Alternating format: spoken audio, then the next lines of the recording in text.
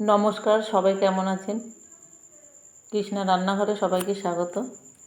আজকে আমি পনিরের একটা সুন্দর রেসিপি দেখাবো। এখানে আমি 250 গ্রাম পনির নিয়ে নিলাম। পনিরগুলোর মধ্যে একটু নুন, একটু হলুদ মাখিয়ে নিয়েছি। এবার পনিরগুলোকে ভেজে নেব। গ্যাসে একটা কড়াই চাপিয়ে দিলাম। পনিরগুলোকে আমি একটু লাল লাল করে ভাজছি। লাল করে ভাজলে কী হয় বলুন তো, গন্ধটা, দুধের একটা গন্ধ থাকে, গন্ধটা থাকে না।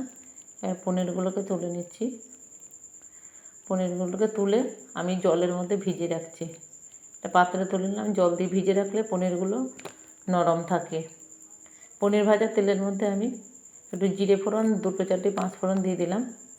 একটু বাদামি কালার আসলে এবার একটা তেজপাতা ছিঁড়ে দিয়ে দিলাম।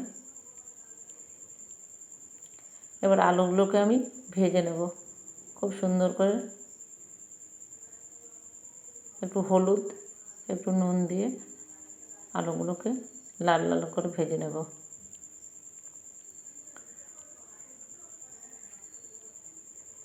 চার থেকে 5 মিনিট আলুগুলোকে ভেজেছি ঢেকে ঢেকে। দেখুন আলুগুলো খুব সুন্দর ভাজা হয়ে গেছে।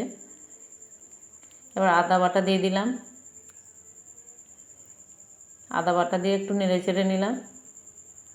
আগে থেকে গুলে রেখেছি লঙ্কার গুঁড়ো এবং কাঁচা লঙ্কা বাটা দিয়ে দিলাম। জিরে গুঁড়ো দিয়ে দিলাম। পরিমাণ মতো নুন দিলাম। এবার একটু জল দিয়ে দেব। একটু হলুদও দিয়ে দিলাম। এবার একটু জল দিয়ে আবার 4 থেকে 5 মিনিট কষিয়ে নেব। দেখুন কষানোটা খুব সুন্দর হয়ে গেছে, তেল ছেড়ে দিয়েছে। এবার আমি আগে থেকে একটু পোস্ত, একটু মগজ, একটু কাজু বাদাম বেটে রেখেছিলাম, দিয়ে এটা একটু চিনি দিয়ে দিলাম।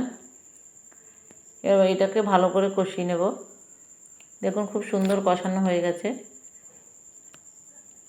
এবার পনির ভিজিয়ে রেখেছিলাম, সেই জলটাই দিয়ে দেবো আমি। পনির ভেজানো জলটা দিয়ে আবার 5 মিনিটের মতো রান্না করে নেব। একটু ঢেকে দেবো 5 মিনিট। দেখুন আলুগুলো সেদ্ধ হয়ে গেছে।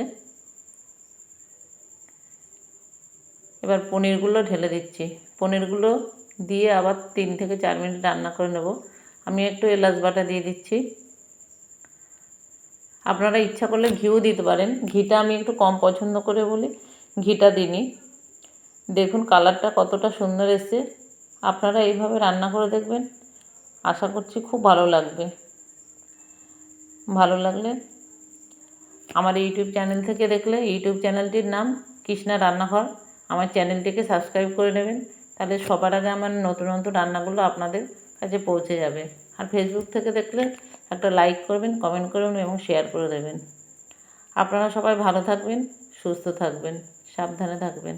আপনাদের সঙ্গে আবার দেখা হবে পরে কোনো ভিডিও নিয়ে।